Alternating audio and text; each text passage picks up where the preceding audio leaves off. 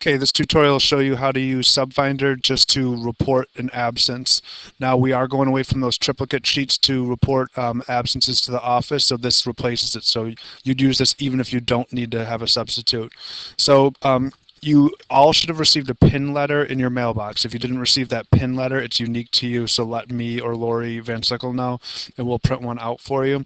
And you have to voice your name with the program before you can actually log into the website. So make sure you call the 1-800 number that's on that sheet with your PIN number, and basically just record your name. That's how you get started with it. That's how it actually activates your account. So after you activate your account, I would assume most of you will never call it again. You'll all be using the website for it.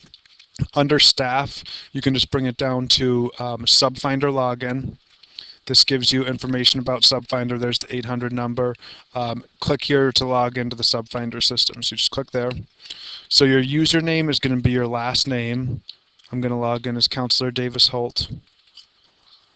And then your password is the PIN that's in that letter. Yes, you did give me your PIN. So after you log in, basically you have only a couple options over here. You're going to report an absence.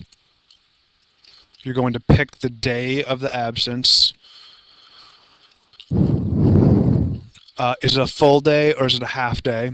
One thing to note, some people when they're putting in half days, like 11:30, you type in 11:30 here, and if you leave it at PM, this is for people that actually need a sub, it would never actually fill that sub job. So make sure you change that to AM because it looks at it as an 18-hour job that's outside of our workday, so it would never actually do it. You know what I mean? But for people that aren't going to need subs, it's not as big of a deal, but it would mess up the report as far as how many days you took off. But let's say it's one day off. Don't have to touch this part right here, but then the reason, you'll have a drop-down box as far as what the reason is for the absence. Let's say it's a medical day.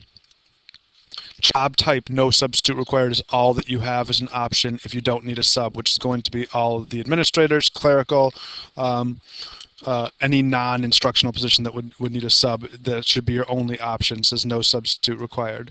So once I say save job, your absence has been successfully saved. Your job number is 28836. You don't need any of that information. You should be good to go as far as just reporting that absence.